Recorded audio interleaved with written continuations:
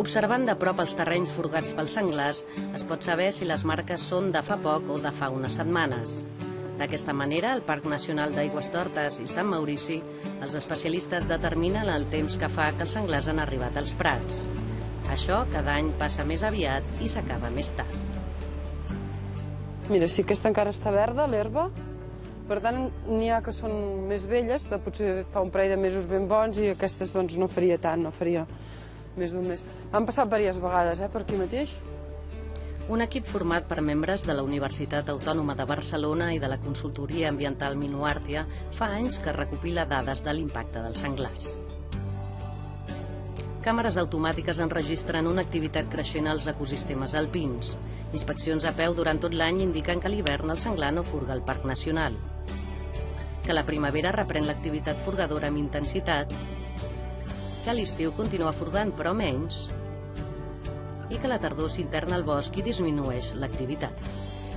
Tot el que estem fent es tracta de que acabi revertint no només en què entenguem millor quin és l'efecte del senglar a les zones alpines, sinó també que puguem donar directrius de gestió que ens permetin reduir aquests impactes.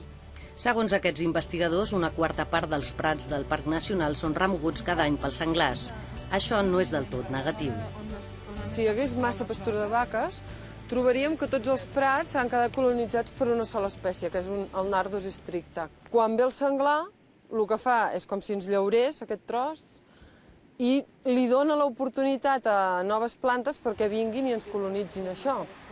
Però si hi ha massa senglars, poden desaparèixer les espècies que més els agraden, com les orquídies i les liliàcies.